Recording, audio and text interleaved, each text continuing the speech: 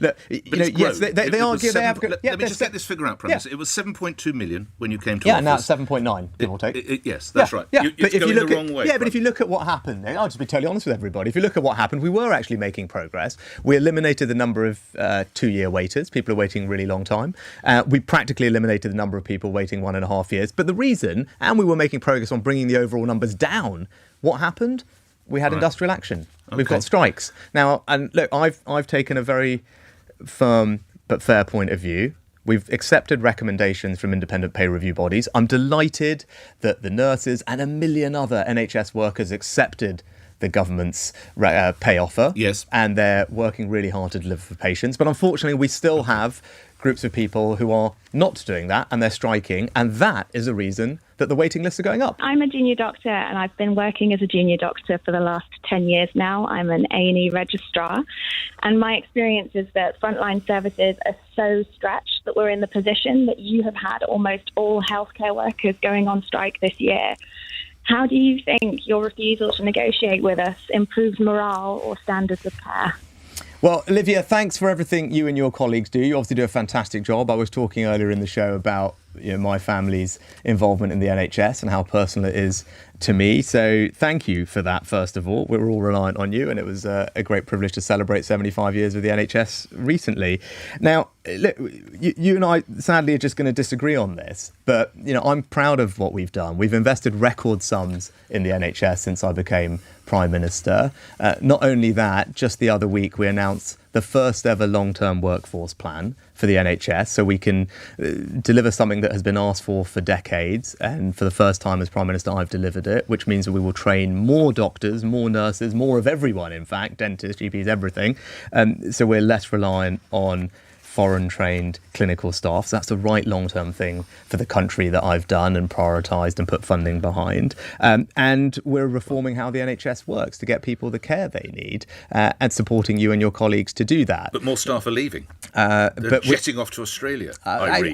Actually, far fewer than people think. And we looked at that. We looked at that as part of considering how to reform the workforce. And that is a smaller phenomenon than people think. And, some of Olivia's colleagues have done that, but it's not the vast majority. So we think the current policy is right. But what I would say is, look, over 1 million NHS workers have accepted the government's pay deal.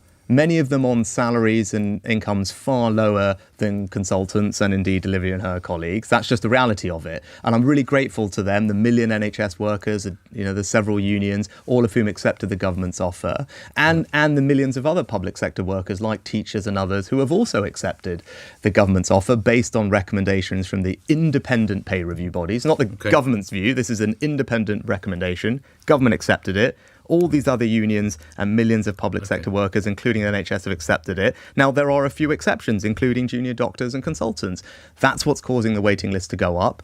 I don't think that's right. I would say to them, I'm very grateful and respectful of the incredible job you do, but we all have a shared mission to bring the waiting list down. I've done my bit by backing the NHS with a long-term workforce plan and record funding, and I would ask people to think about accepting what is an independent offer and come and do the thing that I know you want to do, which is serve patients. Let's get a quick response from a woman who's on the front line. Quick response, Olivia, if you would, before we move on. Olivia?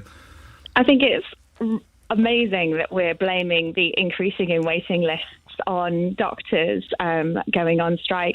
You're losing staff because we're undervalued, and it's not just doctors, it's everyone. We're all leaving. A happy workforce is your responsibility. You're the Prime Minister, you're the government, your staff aren't happy. That's your fault. And ultimately, that's not good for patients, because retaining staff is one of the bedrocks of making sure that you have good patient safety. You cannot keep the NHS running with the staff shortages that it has. And to keep us here, you have to keep us happy. That is your job.